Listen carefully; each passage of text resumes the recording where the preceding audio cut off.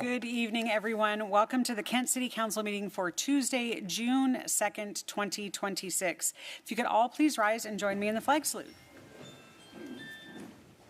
I pledge allegiance to the flag of the United States of America and to the republic for which it stands, one nation, under God, indivisible, with liberty and justice for all.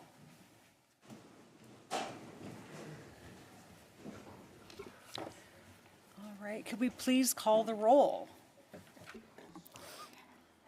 Mayor Ralph. Here. Council President Core. Here. Councilmember Boyce. Here. Councilmember Boyd. Councilmember Larmer. Here. Councilmember Michaud. Here. Councilmember Shoker. Here. And Councilmember Troutner. Here. Thank you. All right, thank you. Item number 3 is approval of the agenda. Do we have any changes this evening?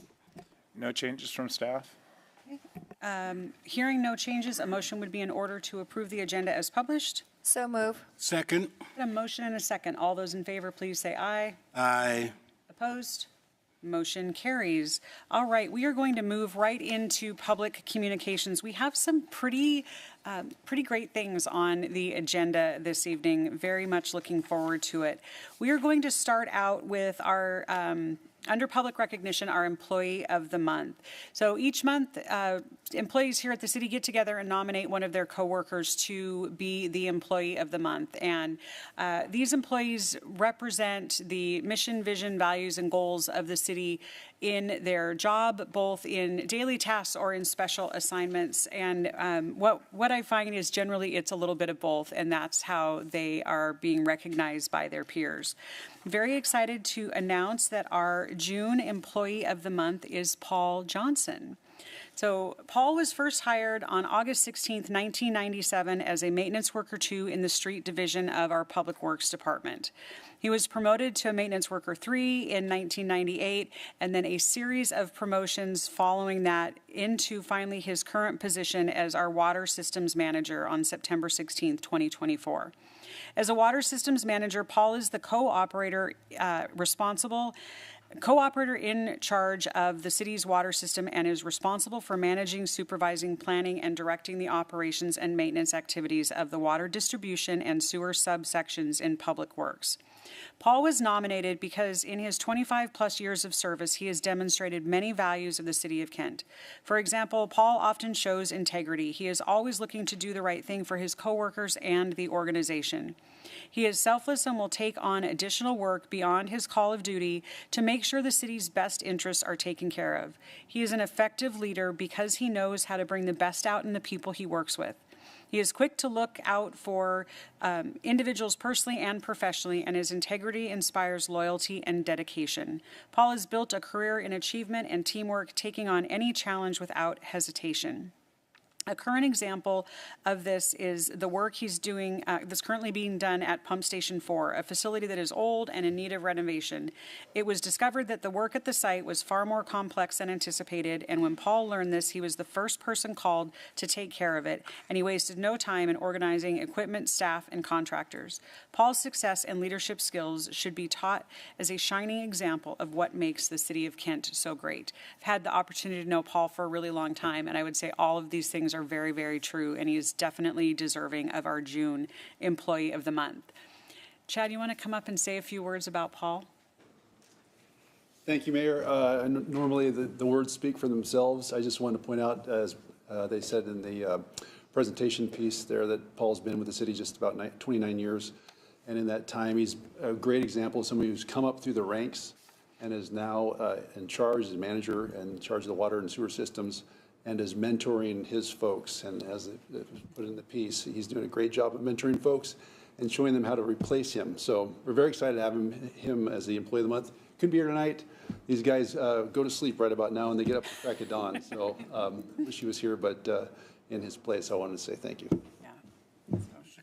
We should absolutely.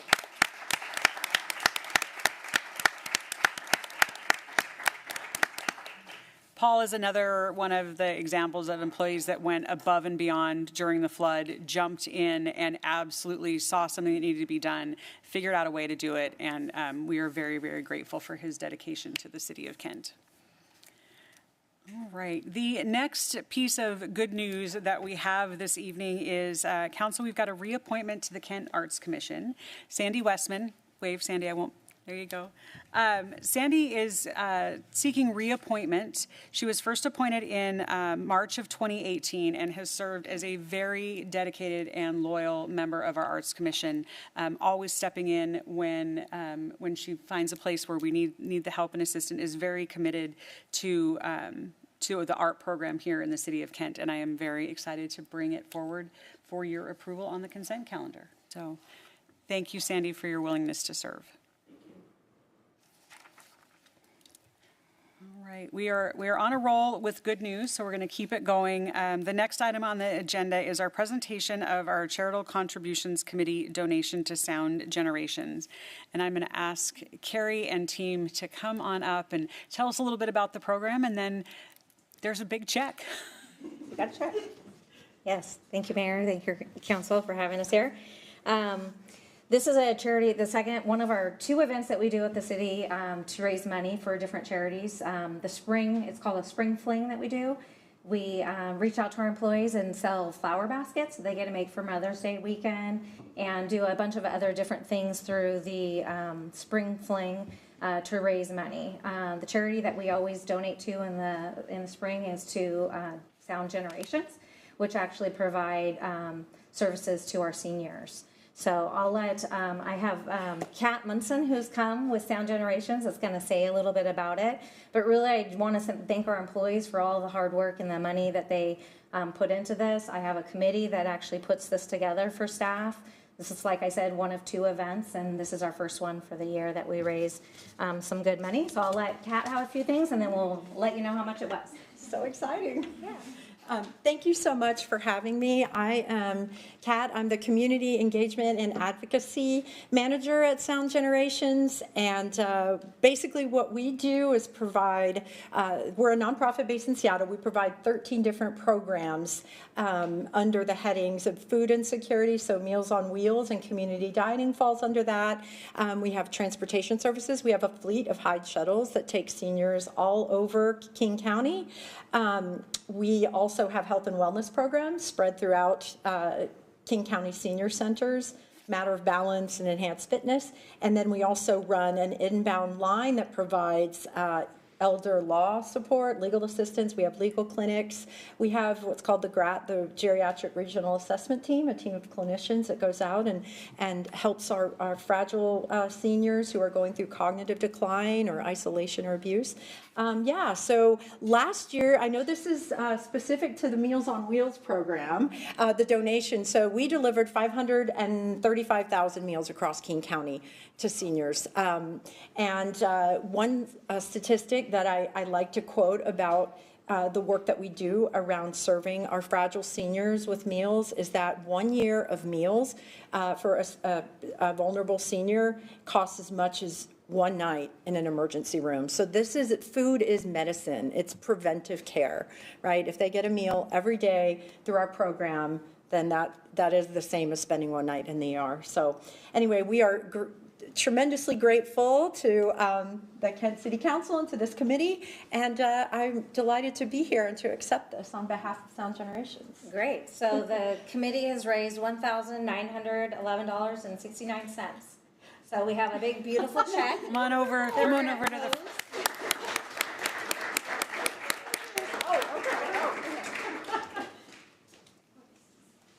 This is some of the committee members. We actually have a large committee that a lot of them are at home and they work during the day. So I never thought I'd get to hold one of these. Publishers Clearinghouse. Thank you. We take that back.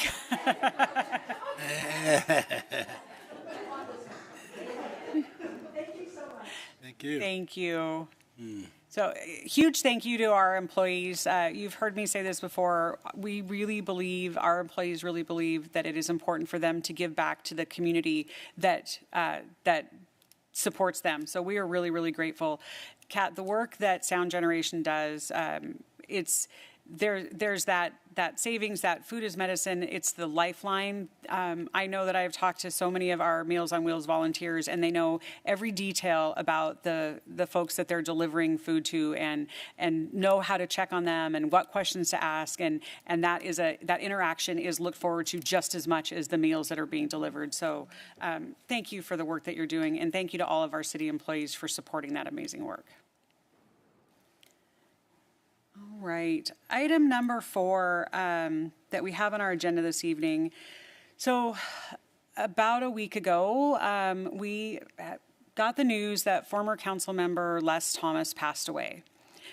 And we just wanted to take a minute tonight to acknowledge that. Les served on our city council for 20 years, but he was also a legislator in Olympia, spent some time serving on King County Council, and an owner of a downtown Blessings Jewelry, a lifelong member of the Kent Kiwanis Club, I think probably the longest standing member of our Kiwanis Club, which means many, many hours done serving our community.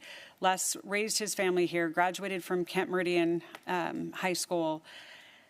There are many of us up here that have known Les for decades, and he's been a very important part of our lives and journey to be sitting up here and provided support and insight, and was always willing to have a spirited conversation about where he fell on the issues, but also always willing to tell you a really bad joke. Les never failed to laugh or show up in this room with a smile on his face because he loved this community. He loved serving Kent. I had a chance to talk to his daughter a few days ago, and she said, I don't know that there's anybody that loved Kent more than Les Thomas. And you know what? I have to agree with that. So I just wanted to take a minute tonight to acknowledge his decades of service and commitment and love to this community. So just in recognition of Councilmember Thomas. Yeah. For those that are interested, there will be a memorial service on Saturday at his home church. That information is on social media and can be tracked. Yeah, I think it's at 2 p.m. and it's Mountain View Christian Fellowship Church, and it's in Covington, Washington. Starts at 2 o'clock. So thank you. I know that the family would love to see anybody that was inclined to attend. So, all right. With that, we are going to transition into community events. Thank you, Madam Mayor. Okay, so we have graduation season upon us. So Acesso Shower Center is hosting 26 graduations from the surrounding areas here. Approximately 100,000 students and families will be coming to downtown Kent. And I just want to say congratulations to all those graduates in the next coming weeks. On June 6th, we have Paw Fest event, and June 27 is Parker McCollum. So if you want to get tickets for that, you can get them on accessoshowercenter.com. Back to you, Madam Mayor. All right, thank you. We also have Kent Kitty Hall coming up on Thursday. So if you are looking for a new furry friend or just want to come and hang out with the cutest cats around, right here in Chambers, you can adopt. I see a mom in the audience shaking her head.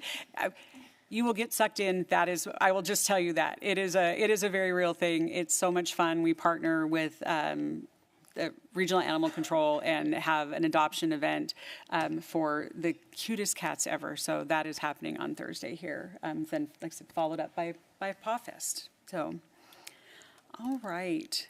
Next item on our agenda is our Kent Police Student Board presentation. And I'm going to call up Stacy Judd from our Community Education Unit to introduce our special guest this evening. Mayor Ralph, Council President Cower, and City Council, thank you for having us here tonight. I thought it had been a while since our student board has made an appearance at a council meeting, so I thought it'd be a great idea, especially with new council members, and we actually have a lot of fresh faces on our board, so they are going to talk to you tonight about who they are and what we do, so you guys can come on up. We have one more meeting left of our year, and then we don't really see each other again till September, so it's kind of exciting to end our year this way. I know that Mayor Ralph, Councilmember Troutner, you guys have had boys on the youth board, not very long ago, right? No, not at all. Not at all. So they're going to start by introducing themselves, and then we have a short presentation for you as well. So thank you. Thank you. All right, step on up. We are missing a few tonight with other activities, but go ahead. I'm Jack. I go to Kent Lab, and this is my first year on the student board. Hi, my name is Adeline. I go to Cedar Heights, and this is my first year on youth board. Hello, my name is Jason. I go to Kent Ridge High School, and this is also my first year on the board. Hello, my name is Emma Perry. I'm a sophomore at Kent Ridge High School, and this is also my first year on Kent. I'm Liana. I'm a sophomore at Kent Laboratory Academy, and this is also my first year on youth board. Hello, my name is Kira, and I am a junior at Kentwood High School, and this is my second year of student youth board. Hi, I'm Ekampreet Singh. I'm a sophomore at Kent Lab, and this is my first year on student board. Hello, my name is Roar McGarry. I'm a sophomore at Kent Ridge High School. This is my fourth year.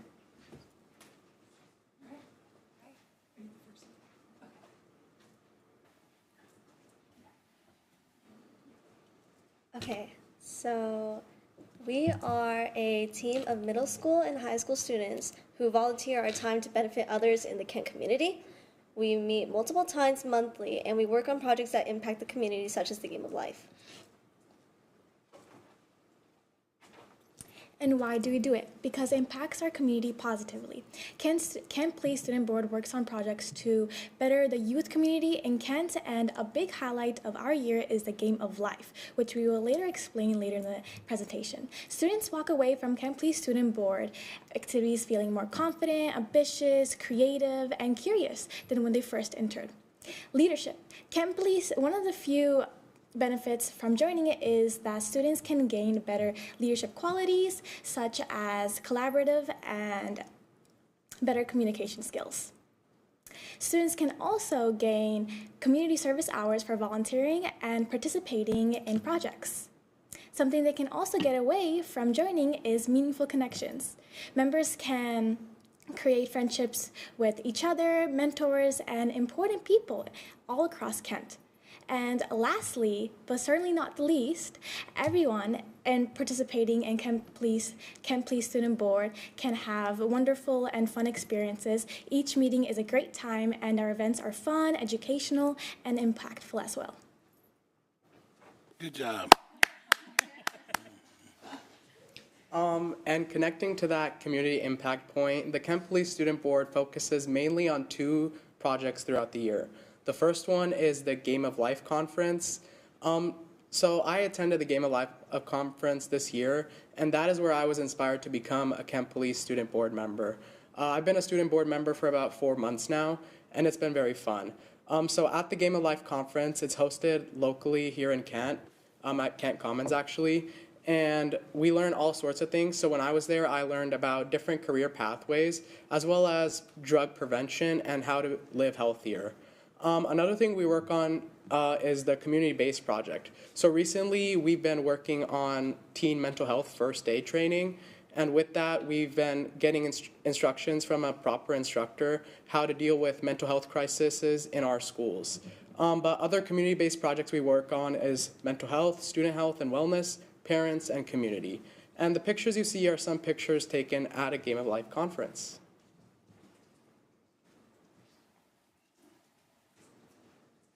What is the Game of Life?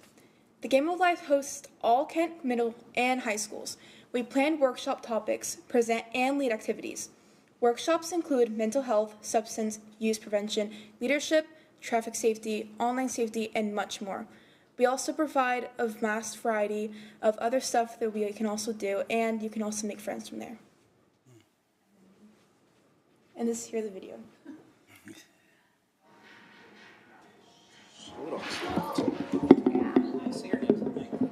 Sophia.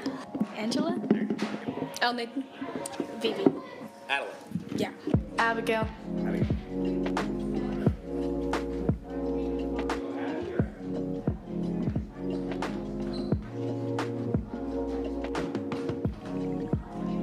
impactful thing I learned today is how to make friends. Just be confident and know people.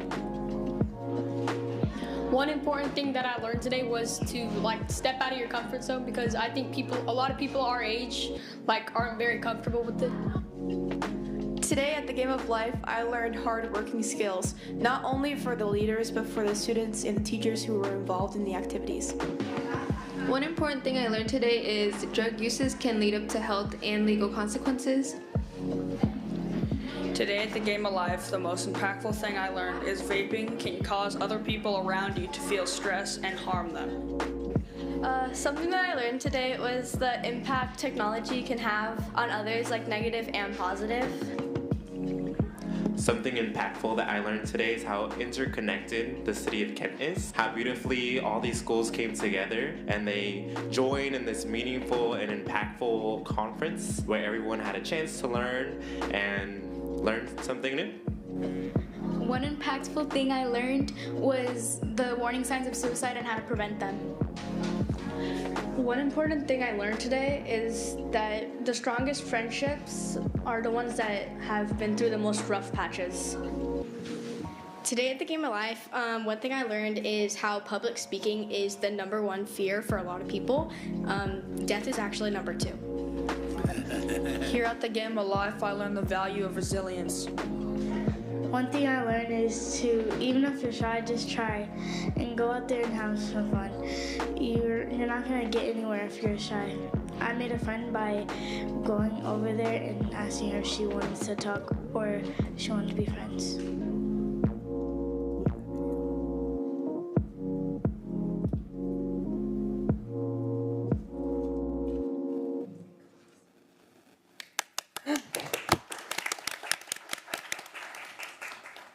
I have to say, I'm super proud of all of them that are here. I get a little emotional. But they've worked really hard this year. Even our people that have only been on the board for 4 months now have just jumped right in. And they can actually be on the board from the time they join. So some join in, Aurora, were you in 7th grade? Think so. I think Aurora joined in 7th grade and she can be on it till she graduates. And her 2 older sisters were on the student board as well. So it's nice just to get to know them over these years. So they're pretty awesome. Do you have any questions for them at all? Yes, Council President. Thank you, Madam Mayor. Thank you, Stacy. Thank you to all of you for being here. I have a question, Stacy. Yeah. What is the requirement for a student to be on the board? Well, they have to be committed to being healthy themselves. So we really try to focus on members who have made good choices. It's hard to teach, we always say this, because it's hard for them to get up in front of their group of peers and talk about the dangers of substances when their peers know that they go out and they party every weekend, things like that. But really, the nice thing about the board is that we have such a range of students. We have some that would get up and talk to a group, no problem. And then we have others who do not put a microphone in front of me, right? And so really the requirements are they're 7th through 12th grade. We have had students outside of the Kent School District, but a majority of them are Kent School District students. But it's fun to see how they grow and change over the years that they're on the board as well. So, I mean, we really take anybody. So, yeah. Thank you. Councilmember Troutner. Thank you, Madam Mayor. Thank you, all of you, for being here. I've had the pleasure of watching some of you grow on this board and become the leaders that you are. And you saw in this video how the Game of Life has affected so many people and what they get out of it. And I think that it's really important, the work that you're doing. Either Stacy or someone on the board, can you talk a little bit about how often you meet? I know your last meeting's coming up, but how often do you meet and what's your commitment during the school year? How many times we meet, it kind of depends on how important the event that we're doing. We usually do it every other week or every month, but when it comes up to an event, we always do it every single week. Yeah. And as I think Kira mentioned, they do get community service hours for being a part of the student board. So just the Game of Life alone is almost 20 hours of service because they're there 2 full days and then set up half days plus meeting time. So it's looks great on college applications, resumes, all kinds of things. Councilmember Boyce. Thank you, Madam Mayor. Thank you all. Great job. But I just want to say behind every great program, there's a great leader. So, Stacey, I want to thank you for your leadership and all you do for the kids. So, thank you so much. Thank you. That's very kind. They make it easy and fun. Council, any other questions? I want to say thank you to all of our student board members. You guys are doing amazing work. That video, I've seen it, I don't know how many times. It chokes me up every time I see it and makes me so proud that you all are representing your peers and the city of Kent. You do an amazing job and it's incredible work. Very, very grateful for it. And thank you to the parents that are here. Good leaders, good parents, right? It all goes together. And just as a little bit of something for you guys to think about, so you're volunteering on the youth board now. You're going to figure out what next steps are after graduation. We have a member of our land use and planning board now that volunteers as an adult that was on youth board. Just kept giving back to the community. There's all kinds of opportunity that comes from it and the leadership skills. And I think that's a real statistic, right? That people tend to be more afraid to stand up in public than, I don't know, dying. But you all did it. You do it every time you step out and are a part of the youth board. So congratulations and thank you so very, very much. Nice to meet you guys. Thank you. Thank you very much. If we could have all of the students come up, we want to do a quick picture so we can brag on you a little bit on social media in the most healthy way possible. Come back. Let's stand behind you. You want to do that? Yeah. All right, you guys want to come back a bit? No, I suppose. Tobias, have them back up. We got to back up a little bit, so because they're all standing behind you. They can be in it too. You good? Yeah.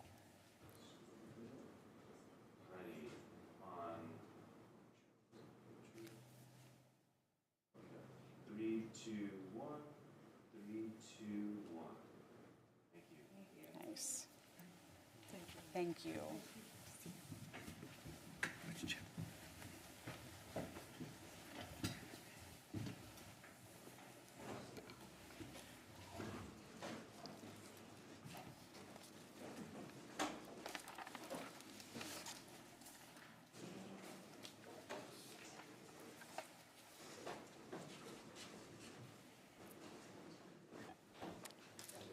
All right, we are going to go ahead and move on. The next item is reports. All of your council members represent the city both at council meetings on that first and third Tuesday of the month, but also out in the community and on regional boards or statewide boards and commissions, making sure that the voice of Kent is being represented in conversations both around policy and funding. I'm going to start off with a couple of quick highlights. The King County Flood Control District Advisory Committee group of electeds from cities that are represented by the King County, represent the King County Flood Control District. We started meeting about a month ago. We had a meeting last week, really laying the foundation. The purpose of that committee is to provide a recommendation to the Board of Supervisors at the King County Flood Control District or the King County Council members. We are working through how projects are prioritized. It's a large county and we've got multiple river systems. So working on prioritization and then budget conversations.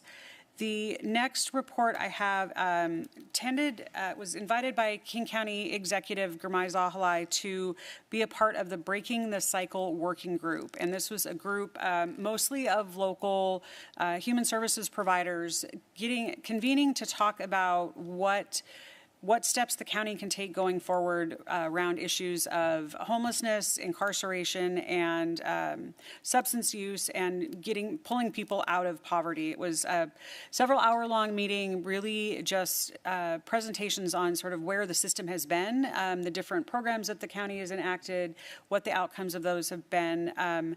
My hope for this group is that we take a step back and really look at the things that are working and the things that aren't working when it comes to providing these services at the county level, and maybe doing some course correcting.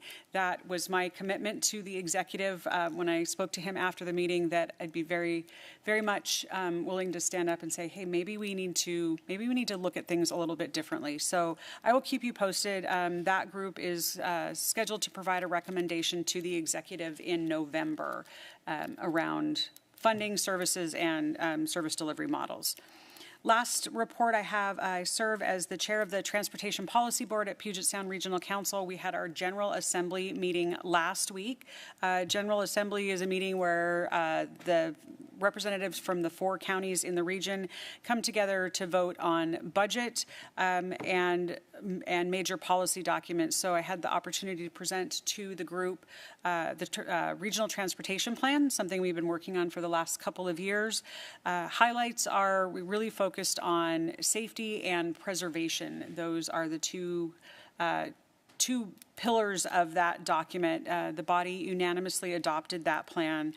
We also had an opportunity to hear from former Governor Christine Gregoire, as well as a panel, Brad Smith from Microsoft, Carrie Schroeder from JP Morgan, and Eric Nordstrom from Nordstrom's, about their concerns about where the economy is in Washington State and the things that we need to be watching out for. It was a really interesting panel and highlighted some of the concerns, I think, that everybody is feeling. So thank you to PSRC for putting that event on.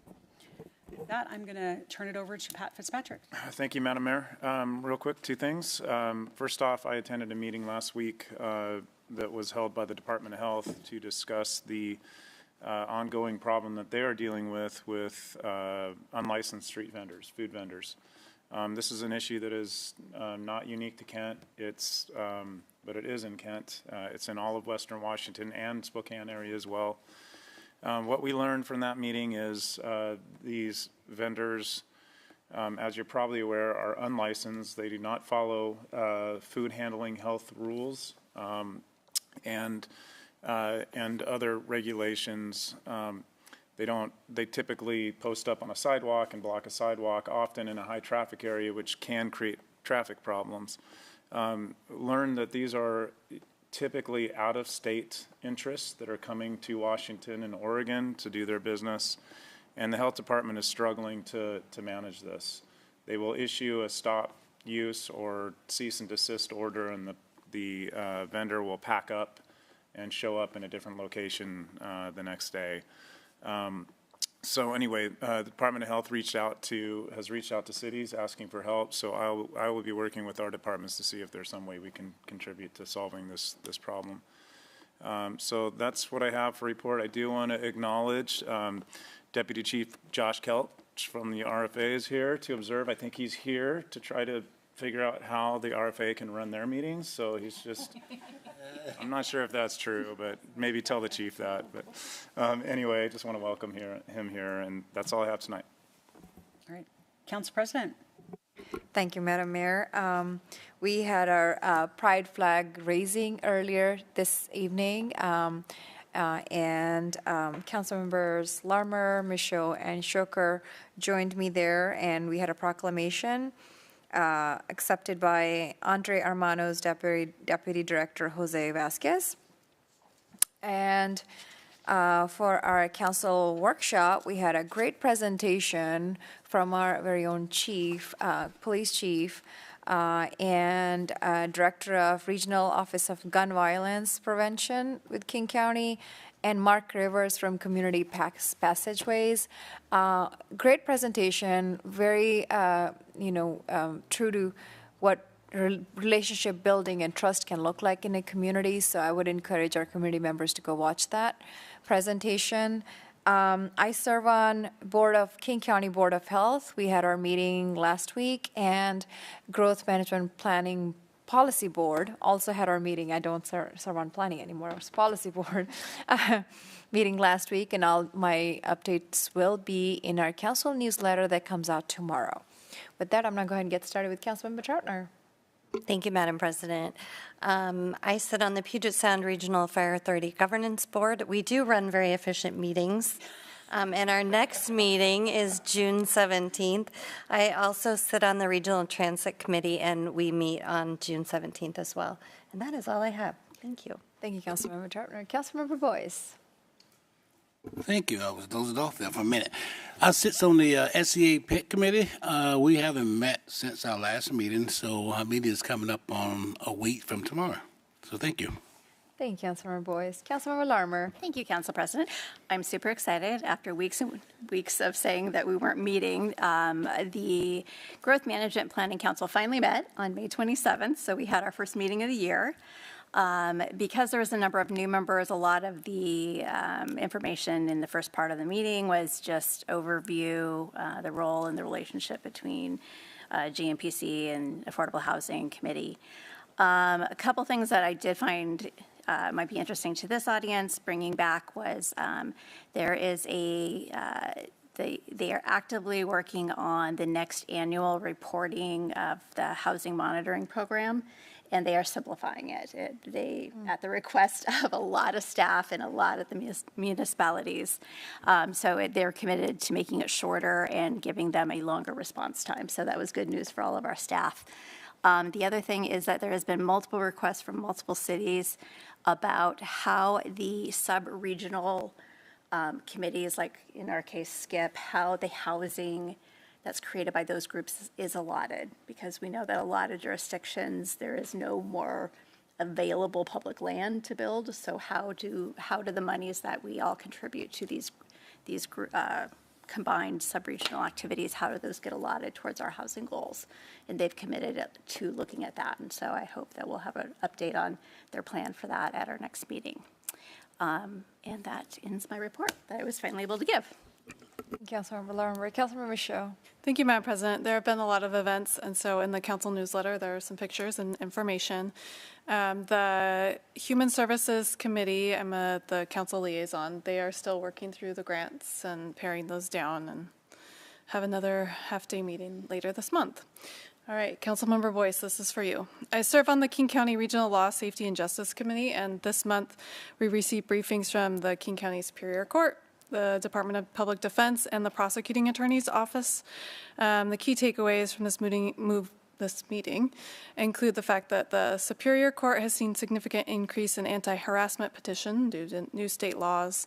But most importantly, additionally, the prosecutor's office is facing budget reductions and is severely understaffed, especially when compared to the Department of Public Defense, because there are caseload limits for public defenders that we know about. There is no such thing that exists for the prosecutors. So the Sound Cities Association members that are on RLSJC want to address this disparity and are bringing it to PIC members to decide what to do with that.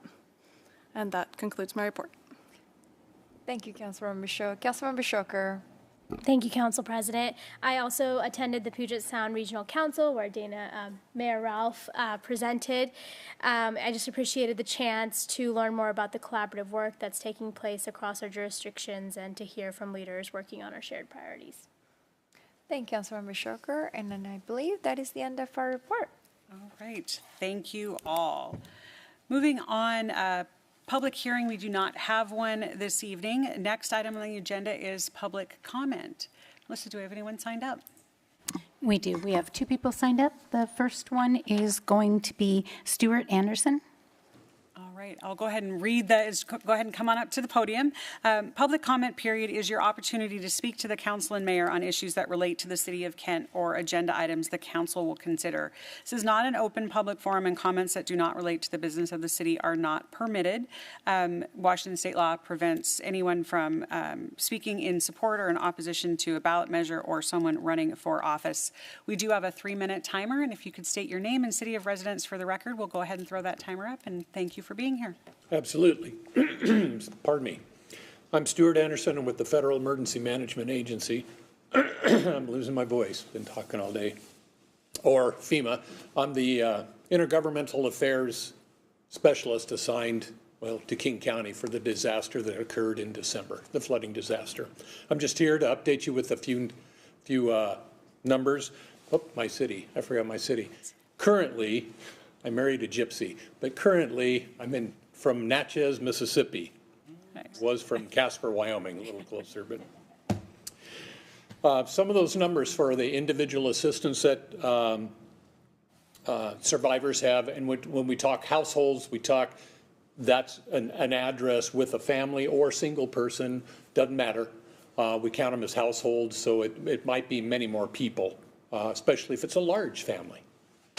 So far, households on the 2 zip codes that serve this area, and that's how they break it down as zip codes, 46 survivors have, or households have, registered, and total dispersed to those folks, or to those households, excuse me, $141,419 in assistance. Another number we want folks to remember is June 10th. That is the last day for folks to register. Even if they register that day, it isn't like they have to hurry up and do stuff. They'll have 18 months after that to get, if they need paperwork or whatever that's required. And I believe we're going to have a pop-up tent at your event. On Thursday. Yeah. So, and that's all. So I thank you for your time. Thank you. And next we have TJ. Hello, folks, council members, mayor, FEMA officer. Thanks for coming out and letting us know. We've got a firefighter in the audience. They're pretty cool. I want to talk about Brenna Flattery. She died in the jail last April, 25th, I believe it was, of 2025. Last December, December of 24, January of 25, I started hearing rumors, hey, things are getting a little bad in the jail. Things are, getting a little sideways. Things are getting weird. And people were kind of getting scared. And so I asked around, talked to somebody that wasn't an inmate, da-da-da-da-da. It says, yeah, things are changing, da-da-da-da. I actually told a city council member, hey, I'm hearing some things about the jail. You might want to take a look at this, maybe just show up over there, see how things are going, what's changing.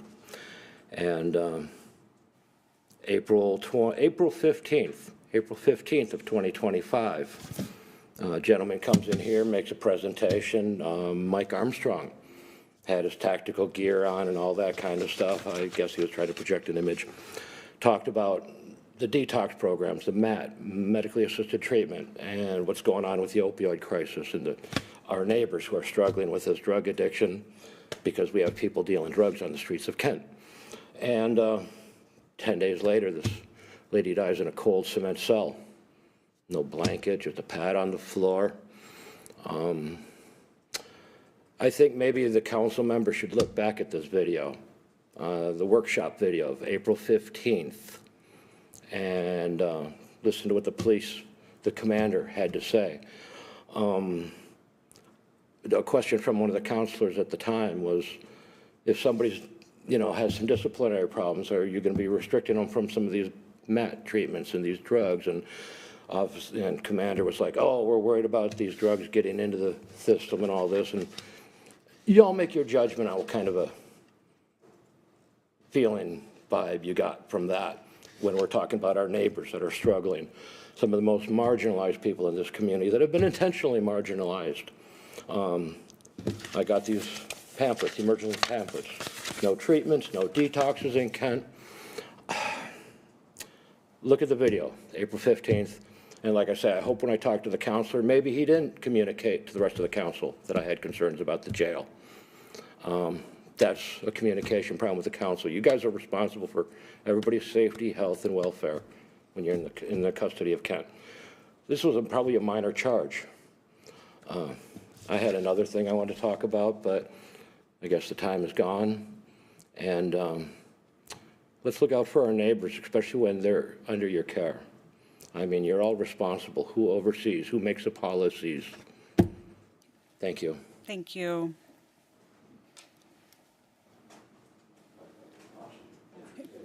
All right, that brings public comment to an end. The next item on the agenda, Council, is our consent calendar. This is a compilation of items that the Council has worked on over the past several weeks, both at workshop and committee of the whole, had an opportunity to ask questions, have debate, and these things have passed out of committee of the whole without controversy. This evening we have items A through G. Is there a motion to approve the consent calendar? So move. Second. Got a motion and a second. All those in favor, please say aye. Aye. Opposed? Motion carries. The consent calendar passes. We do not have any other business, bids, or executive session tonight. I do want to, quick reminder that on Friday here at City Hall from 2:30 to 4, there will be a gun lockbox giveaway. Same program, Council, that you heard from tonight at workshop. They are absolutely free. Encourage the community to come down and pick up your gun lock box to make sure that your firearms are stored safely in your homes. With that, we are at the bottom of the agenda and we are adjourned.